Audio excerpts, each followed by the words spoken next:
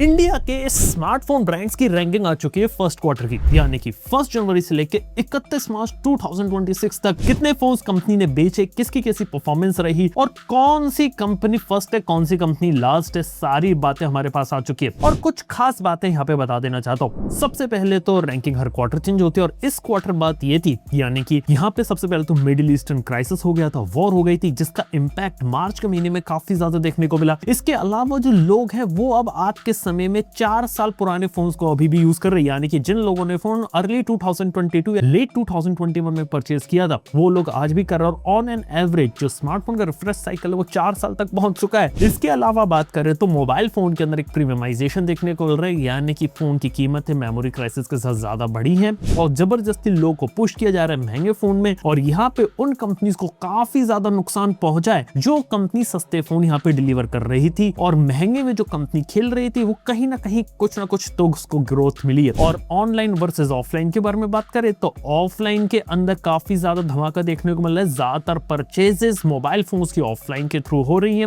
खास तौर पे जब ईएमआई स्कीम और फाइनेंस स्कीम की बात होती है वो। लेकिन जो मार्च का महीना था उस समय फुटफॉल और अनसर्टेनिटी थोड़ी इंक्रीज हो गई थी। लेकिन हाँ, 31 मार्च तक जो कंपनी यहाँ पे नंबर 1 रही और लास्ट रही, सबके बारे में बात करेंगे। तो सबसे पहले बात करते हैं जो नंबर 1 कंपनी इंडिया में बन के बैठी है पिछले 1-1.5 साल से, वो है वीवो। वीवो के बारे में बात की जाए तो नंबर 1 पोजीशन है, 19.6% का मार्केट शेयर है। लेकिन अगर मैं बताऊं तो इसका ईयर ऑन ईयर चेंज देखा है तो पॉजिटिव नहीं माइनस में है, यानी कि -4%। वीवो के साथ सबसे स्ट्रॉन्ग चीज रिटेल नेटवर्क, जैसे मैंने आपको पहले ही बताया, ऑफलाइन में बहुत ज्यादा पुश किया जाता है और तकरीबन 10 साल से ज्यादा लंबे समय से वीवो ने जो ऑफलाइन में अपना जो होल्ड बनाया है रिटेलर्स के साथ, वो चीज उसको आज हेल्प कर रही है, जिस वजह से वीवो कंपनी के फोन 10,000 से लेके 40,000 रुपीज के सेगमेंट में बिकते हैं। वीवो की वी सीरीज बिकती है, वीवो की टी सीरीज भी पॉपुलर है, वाई सीरीज बिकती है और अब तो सुनने में आया है वीवो अपनी एस सीरीज का भी कमबैक लाने वाली है। हालांकि वीवो की एक्स सीरीज को वो उतनी ज्यादा सक्सेस नहीं मिली,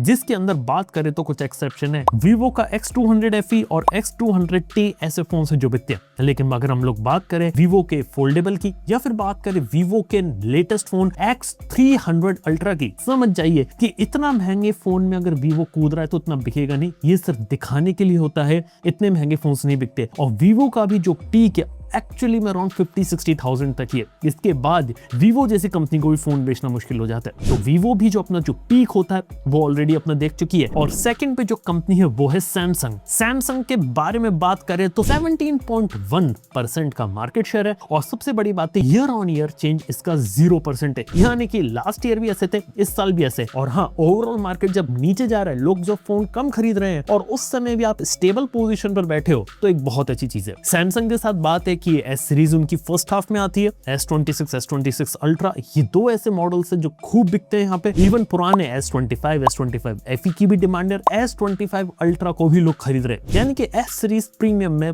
काफी अच्छा बिकती है। इसके अलावा बात करें तो सैमसंग के साथ कुछ बातें, इसके ए सीरीज के जो नए फोन से उसे भी मार्केट में अच्छा रिसेप्शन मिला। और हाँ, ऑफलाइन के अंदर टारगेट करना उनके लिए काफी अच्छा था और ऑनलाइन और ऑफलाइन का जो बैलेंस इन्होंने बना रखा है ना, उस वजह से सैमसंग यहाँ पे अभी भी मार्केट में टिका और इंडिया में उसके जो पुराना ब्रांड है उस वजह से लोग इसे यहाँ पे ट्रस्ट भी करते हैं और कई सारे लोग एक सेफ ब्रांड भी लेना चाहते हैं जो यहाँ पे कई बार वर्क कर जाता है। और प्रीमियमाइजेशन होने से यहाँ पे सैमसंग को अपनी जो ब्रांड वैल्यू है जो उसने अपने फोल्डेबल्स वगैरह के साथ निकाल रखी है उसका उसे बेनिफिट मिल रहा है, और ये बेनिफिट जो चाइनीज कंपनीज है उन्हें यहाँ नहीं मिल रहा, ये बात बता रहा हूँ। लेकिन ओवरऑल स्टेबल होना, इंडिया में सेकंड पोजीशन सैमसंग की होना एक अच्छी बात है। लेकिन थर्ड पोजीशन पर एक ऐसी कंपनी है जिसके बारे में एक्सपेक्टेशन बिल्कुल ही जीरो थी और वो है ओप्पो। और ओप्पो के बारे में बात किया तो मार्केट शेयर इसका 12% से बढ़ के 15.3% हो गया है और इस कंपनी ने ग्रोथ दिखा दी है, यानी कि डिक्लाइनिंग मार्केट में ग्रोथ लाना तो नेक्स्ट इम्पॉसिबल चीज होती है। जब वीवो तक गिर गई, इसने पूरे 22% की ग्रोथ दिखा दी। और ओप्पो जैसी कंपनी के बारे में बात करूं तो वन प्लस रियलमी को तो एक्सक्लूड करके रखा हूं, और वन प्लस रियलमी जिस दिन ओप्पो में बन गई, मान लीजिए मेरी बात, ओप्पो वीवो से बहुत ज्यादा आगे निकल सकती है, पोटेंशियल इसके अंदर है। और ओप्पो जैसी कंपनी बारे में बता चुका हूं, ये कंपनी ने 2026 में टारगेट रखा है इस साल सैमसंग को पीछे छोड़ना और बाय द स्टार्टिंग ऑफ 2027 यानी कि 1 से 1.5 साल के अंदर ये कंपनी वीवो को पीछे छोड़ने का प्लान कर रही है और इसने अपने प्रोडक्ट लाइनअप के ऊपर फोकस करना शुरू कर दिया। बात कर तो रीनो सीरीज, एफ सीरीज इसकी बिकती है, के सीरीज के फोन लाए थे जो हाई परफॉर्मेंस ओरिएंटेड थे। इसके बाद स्ट्रॉन्ग फाइनेंशियल ऑफर्स के साथ भी काम कर रही है और वीवो जैसा ही जो ऑफलाइन में रिटेल था उसके अंदर काम कर रही है, और ऐसी रिपोर्ट्स भी आ रही कि OnePlus और Realme के कुछ कंपोनेंट्स को अपने अंदर मिला सकते हैं, और ये चीज अभी ऑनगोइंग डिस्कशन चल रहा है। तो देखते आने वाले टाइम में क्या रहता है, क्योंकि चीजें यहाँ पे नहीं चल रही। सीधी बात है कि OnePlus और Realme को थोड़ा बैक सीट दे दिया गया, Oppo को प्रायोरिटी नंबर 1 है, और आने वाले समय में फर्स्ट और सेकंड रैंक आपकी Oppo और Vivo की हो सकती है, लेकिन फिलहाल के तौर पे थर्ड पोजीशन इन्होंने अचीव कर रखी है, और वही यहाँ पर खेल रहे हैं जो यहाँ पे Vivo ने खेला था। इसके अलावा बात करें तो Oppo प्रीमियम में भी खेलने की कोशिश कर रही है, फाइन सीरीज को भी निकाल रही है, जैसे Vivo अपनी X सीरीज को निकालती है, और कहीं ना कहीं कॉम्पिटिशन Vivo को काफी स्ट्रॉन्ग मिल सकता है। इसके अलावा बात करें तो फोर्थ पोजीशन पे ऐसी कंपनी कभी सोचा नहीं था, क्योंकि कुछ साल पहले तक ये कंपनी टॉप 10 में भी नहीं आती थी। मैं बात कर रहा हूँ एप्पल की। एप्पल जैसी कंपनी यहाँ पर फोर्थ पोजीशन लेकर बैठी विथ 9.4% मार्केट शेयर। हालांकि ईयर ऑन ईयर इसका थोड़ा ड्रॉप हुआ है 5% का, लेकिन एप्पल जैसी कंपनी का स्पेशलिटी है कि इस कंपनी के फोन 50,000 रुपए के ऊपर के, 50,000 रुपए के नीचे के फोन बेचती नहीं है कंपनी, और उसके बावजूद भी फोर्थ पोजीशन लाना एप्पल के लिए बहुत बड़ी कमाल की बात है। जहां एप्पल को अक्सर क्रिटिसिज्म मिलता है ओवर प्राइस्ड का फोन, इसका बहुत महंगा है, रियलिटी इसकी ये रहती है कि अक्सर इसे क्रिटिसिज्म मिलता है उन लोगों का जो एप्पल यूजर है ही नहीं,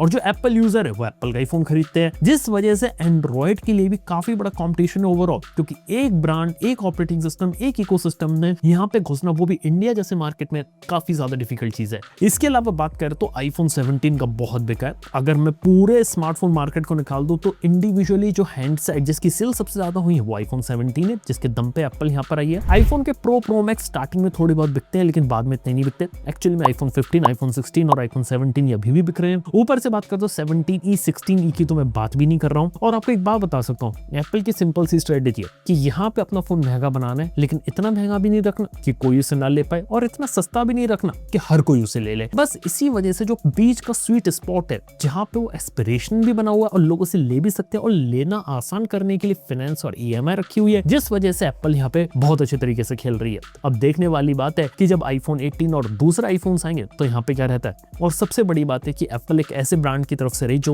रॉक सॉलिड, जिसने अपने प्राइसेस को मेंटेन कर रखा आज भी यहाँ पे, क्योंकि बाकी सारी कंपनी जो फोन लॉन्च कर रही है उनके अंदर मेमोरी क्राइसिस होने के कारण उनकी कीमतें धीरे धीरे काफी ज्यादा होती जा रही है। स्पेशली चाइनीज ब्रांड की कीमतें आप खुद देख सकते हैं क्या हो रखा है, और जैसे जैसे हम लोग वीडियो में आगे बढ़ेंगे और रैंकिंग बताऊंगा ना, तो आप खुद सरप्राइज हो जाओगे कि कितना बड़ा इंपैक्ट पड़ा है। लेकिन अब बात करते हैं अपने फिफ्थ पोजीशन की कंपनी, जो की है मोटरोला। मोटरोला की बात करें तो 8.9% का मार्केट शेयर है, और इसने 14% की ग्रोथ दिखाई है। और मोटरोला ऐसी कंपनी जिसने ऑफलाइन में भी धीरे धीरे कूदना शुरू कर दिया है, अपनी ऑनलाइन प्रेजेंस को भी स्ट्रॉन्ग कर दिया है, और अपने प्रोडक्ट पोर्टफोलियो को भी सही कर दिया है। खास तौर पे जो एज सीरीज आती है उसका भी इसे बेनिफिट मिला है। ऊपर से मोटरोला को रैम प्राइसेस के अंदर भी एक एडवांटेज मिल गया, क्योंकि मोटरोला की पेरेंट कंपनी लेनोवो, और लेनोवो यहाँ पे ढेर सारी रैम को ऑलरेडी एक्वायर कर चुकी थी, जिस वजह से उसका बेनिफिट यहाँ पे और मोटरोला के प्राइसेस पे पड़ रहा है। और कहीं ना कहीं जहाँ ओवरऑल प्राइस इंक्रीज हुआ है वहां मोटरोला ने भी इंक्रीज किया, लेकिन उतना नहीं किया जितना दूसरे चाइनीज ने किया था। इसके अलावा बात की जाए तो ओवरऑल एच सीरीज, जी सीरीज के फोन्स बिक रहे हैं इनके। यहाँ पे बात की जाए तो design, curve display, AMOLED screen, खास तौर पे 20 से 30,000 रुपए की रेंज में एक अच्छा कैमरा चाहिए वो, और तकरीबन 30,000 के सेगमेंट में अच्छी इन्होंने पकड़ यहाँ पे बचा रखी है, जहाँ पे ये काफी अच्छे तरीके से बिक रहे हैं। और जहाँ लोग Xiaomi और Realme को प्रेफर कर रहे थे, वहां पे मोटरोला एक बहुत ही अच्छा ऑल्टरनेटिव यहाँ पर निकल कर आया। इसके अलावा बात की जाए तो मोटरोला का तो कमबैक काफी स्ट्रॉन्ग हुआ है। इसके बाद बात करते जो अब कैजुअलिटीज हुई है, यानी कि 6th पोजीशन से, क्योंकि यहाँ पे वो कंपनीज है जो एक टाइम पे इंडिया में डोमिनेट किया करती थी, लेकिन अब पीछे हो गई। 6th पोजीशन पर आती है Realme, एक one of the major casualty है। यहाँ पे 10.6% शेयर से सीधे 8.8% हो गया, तकरीबन 20% का इनका ईयर ऑन ईयर डिक्लाइन चल रहा है। Realme के स्ट्रगल का वन ऑफ द रीजन ये कि ऑब्वियसली ऑनलाइन में तब एग्रेसिव खेल ले रहे, और ऑफलाइन में भी रिपोर्ट्स आई थी कटबैक हो रहा है। और सच बात बताऊं, आने वाले समय में पता चला कि ऑफलाइन में Realme कितना सर्वाइव कर पाता है, क्योंकि वहां पे कंपटीशन ज्यादा, ऑनलाइन के दम पे लोग चल रहे हैं, मल्टीपल फोन्स ये लोग निकालते, लेकिन फिर भी आज के समय में Realme के फोन्स में वो वैल्यू फॉर मनी स्टेटमेंट मिल नहीं रहा है जैसा एक जमाने में मिला करता था। इवन बात करें तो आज भी जो कंज्यूमर्स है उनको एक ट्रस्ट चाहिए, एक रिलायबल नाम चाहिए। वो ऐसा नहीं चाहते कि हमें यहाँ कंफ्यूज कर दे, इसलिए ऐसे प्रोडक्ट लेना चाहते जो उनको ट्रस्टेबल दे, जिस वजह से Realme को नुकसान हुआ है। ऊपर से बात किया तो Realme के कुछ प्रोडक्ट्स अच्छे, लेकिन कई सारे प्रोडक्ट जो रिसेंटली लॉन्च हुए थे कीमत उनकी काफी ज्यादा, जिसका इंपैक्ट यहाँ पे पड़ रहा है। और हाँ, Realme ने जो शेयर यहाँ पे लूज किया ना, ये सीधा सीधा एड अप Oppo के अंदर जाकर हुआ था, ये भी बात है। ऊपर से बात करें तो यहाँ पे इसके बाद बारी आती है 7th पोजीशन Xiaomi की। एक जमाने में नंबर 1 हुआ करते तो कभी सोचा नहीं था 7वीं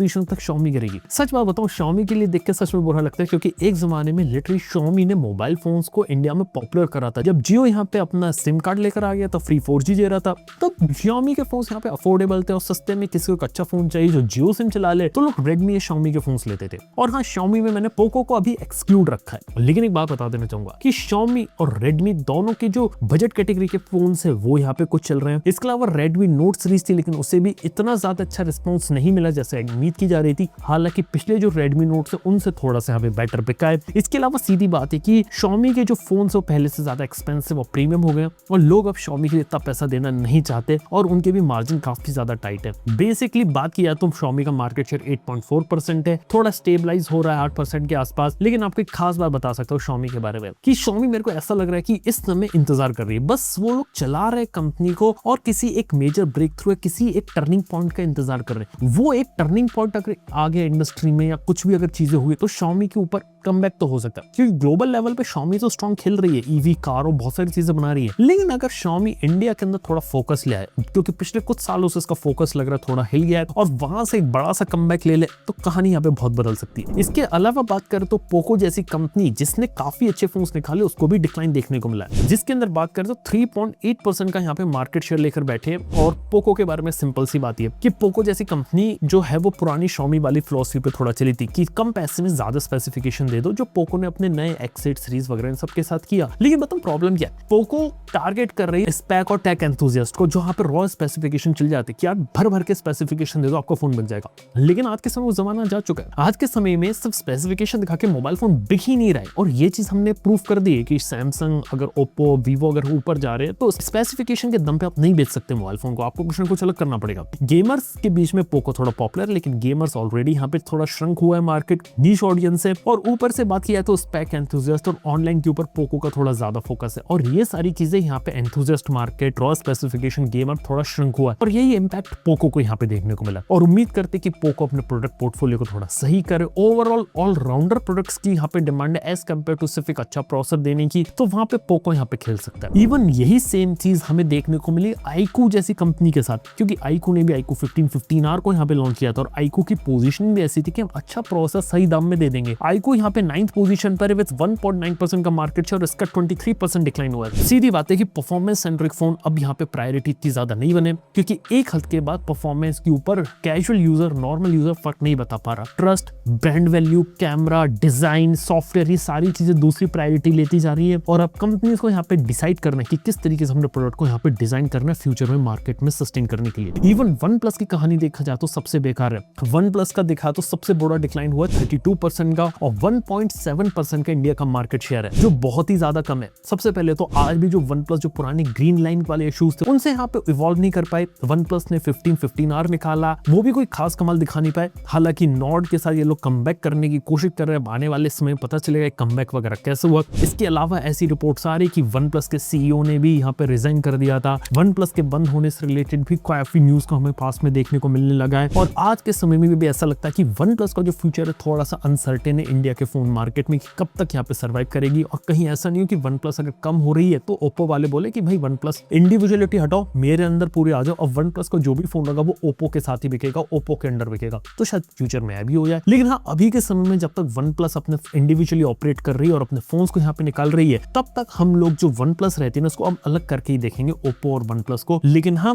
मेरे को ऐसा लग रहा है कि मेरा पर्सनल ओपिनियन ये कहता है बहुत ही जल्दी कैसा दिन आएगा कि Realme, OnePlus एक साथ ओप्पो के अंदर जाएंगे, और फिर Vivo से भी बहुत आगे यहाँ पे निकल जाएगी। तो दोस्तों ये थी कुछ 10 पोजीशन जिसके बारे में बात करी, लेकिन इसके अलावा भी कई सारे ऐसे ब्रांड्स हैं जिसके बारे में आप जानना चाहते हो, तो उनके बारे में भी हम यहाँ पे बात कर लेते हैं। सबसे पहले बात करते हैं Google Pixel की। Google Pixel ने भी ग्रोथ दिखाई है, अराउंड इसका मार्केट शेयर 0.7% से लेके 1% के करीबन का आता है। हालांकि ग्रोथ इसकी स्लो है, लेकिन सच बात है कि Google Pixel एग्जैक्टली उसी कैटेगरी में कूद रहा है जहां पे एक बार एप्पल का आईफोन था, यानी कि Google Pixel भी 40,000 या ऊपर के सेगमेंट में फोन बेचता है। और हाँ, सच बात है कि Google Pixel ने धीरे धीरे धीरे इंडिया के मार्केट को कैप्चर कर रही है और धीरे धीरे वही स्ट्रेटेजी फॉलो कर रही है जो आज से 10 साल पहले एप्पल ने करी थी। लेकिन एप्पल से डायरेक्शन इसका फास्ट है और अगर गूगल वाले इसी डायरेक्शन में चलते रहे तो 3-4 साल में यही शेयर उनका काफी ज्यादा यहाँ पे ऑलरेडी इंक्रीज हो सकता है और बाय 2030 तक गूगल पिक्सल यहाँ पे आईफोन को भी यहाँ पे टक्कर दे सकता है इंडिया में, क्योंकि प्रीमियम में अकेला एक ब्रांड यहाँ पे सर्वाइव करे ऐसा नहीं है। सैमसंग भी लग रहा है यहाँ पे, लेकिन गूगल पिक्सल एक सीक्रेट वेपन बन के यहाँ पर आ सकता है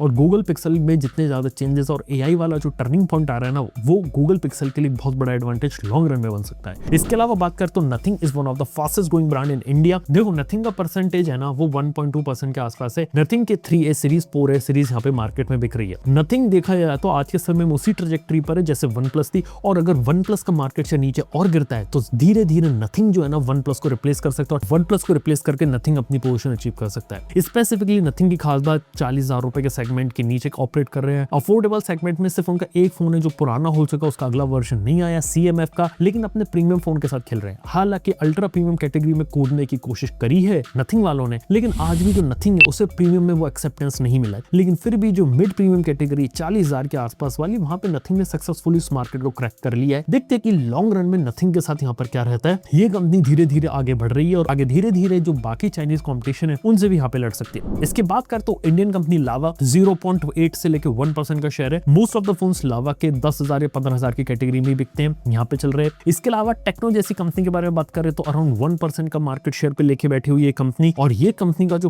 पूरा फोकस है Tier 3 Tier 4 सिटीज के ऊपर ज्यादा है, वहां पे टेक्नो ज्यादा चलता है। और आज के समय में जहां पे इंडिया का फोन मार्केट काफी ज्यादा अनस्टेबलाइज है, प्राइसेस ज्यादा हो रही है, तो टेक्नो जैसी कंपनी को नुकसान फेस करना पड़ रहा है। इवन बात करें तो 0.8% से लेके 1% आपका इन्फिनिक्स का, और इन्फिनिक्स देखा जाए तो ऑनलाइन सेंटर के लेकिन ज्यादा हाई एंड स्पेसिफिकेशन देके अब इन्फिनिक्स जो है ना वो अपना वो प्रीमियमाइजेशन नहीं दिखा पा रही। और सीधी बात है, जिस कंपनी की पोजीशन आज के समय में प्रीमियम मार्केट में नहीं है वो धीरे धीरे मार्केट से गायब हो सकते हैं, क्योंकि सीधी बात है प्रीमियम वाला मार्केट ये लोग कैप्चर नहीं कर पा रहे। इन लोगों ने एक छोटा एंट्री लेवल वाला मार्केट पकड़ा हुआ है, लेकिन कब तक उसे होल्ड दिखाते हैं ये देखने वाली बात है। ओवरऑल इंडिया के फोन मार्केट में काफी सारी चीजें चल रही है, काफी इंटरेस्टिंग काम हो रहा है। लॉन्ग रन में पता चलेगा कि यहाँ पे कहानी क्या रहती है, लेकिन फिलहाल Q1 2026 बहुत इंटरेस्टिंग था। RAM prices, middle eastern crisis, सबका इंपैक्ट देखने को मिला। Q2 Q3 बहुत इंटरेस्टिंग होने वाले हैं, क्योंकि वहां पे प्रोजेक्शन रैम के और प्राइसेस के बहुत ज्यादा होने वाले हैं, और उसके बाद पता चलेगा कि इंडिया में कौन सी कंपनी कितना अच्छा सर्वाइव कर रही है, कौन सी कंपनी यहाँ पर डिक्लाइन कर रही है। तो यार ये एक चीज रहती है। Q2 की रिपोर्ट हम कुछ टाइम के बाद निकालेंगे। बाकी आप लोगों की रैंकिंग वगैरह कैसी लगी नीचे कमेंट बता सकते हैं। और हाँ, ये जो रैंकिंग हमने यूज करी इसके लिए हमने IDC की जो रिपोर्ट है उसको यहाँ पे यूज किया था, लिंक उसका डिस्क्रिप्शन के अंदर दे दूंगा for further checkout. Thank you बने रहने के लिए। मैं आपसे मिलता हूँ अपने नेक्स्ट वीडियो के अंदर। Good bye.